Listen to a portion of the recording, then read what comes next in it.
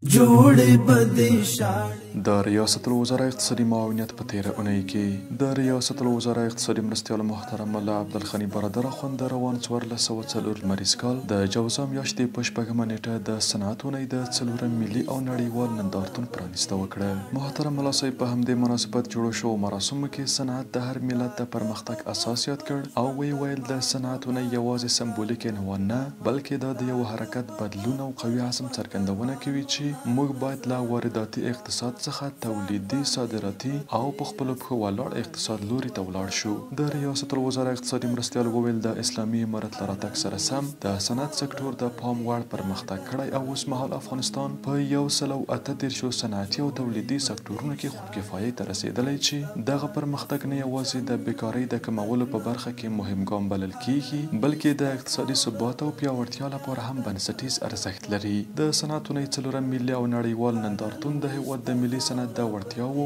ظرفیتونو لاسته راوړنو د معرفي کولو په موخه جوړ شوی و چې سلګونو کورنیو شرکتونو په بیلابیلو سکتورونو کې خپل صنعتي تولیدات او محصولات نندارې ته وړاندې کړل. د روان 1404 لمریز کال د جوزا میاشتې په اوومه نیټه د ریاست الوزرا اقتصادي مرستیال په حضور کې په صنعتي ساحو کې صنعتکارانو ته د ځمکې د ملکیت سند د ویش لړۍ پیل شوه. محترم ملا صاحب د صنعت وده د یو هیواد د اقتصادي خودکفایۍ، ټولنیز ثبات او د بیکارۍ کچې راټیټولو لپاره تر ټولو مؤثره طریقه وبلله او ویل له همدې امله د اسلامي امارت هدف دا دی چې د خصوصي سکتور لپاره داسې چاپیریال برابر کړي څو هغوی په ډاډ سره پانګونه وکړي، فابریکې جوړې کړي او د هیواد د تولیدي ځواک برخه وګرځي. د ریاست الوزرا اقتصادي مرستیال وویل په صنعتي ساحو کې د ځمکو له ویش سره سم به نوی فصل پیل او هیواد به له صنعتي پلوه لا پیاوړی شي. محترم ملا صاحب په ټینګار سره د صنعتي ځمکو له ګټه اخیستونکو وغوښتل چې له یادو ځمکو څخه د تولید او د صنعت د پیاوړتیا په برخه کې مناسبه او مؤثره ګټه واخلي. په صنعتي ساحو کې صنعتکارانو ته د ځمکې د ملکیت سند د ویش لړۍ په لومړۍ دوره کې یو نوي صنعتکارانو ته د ځمکو د ملکیت سندونه وویشل شول.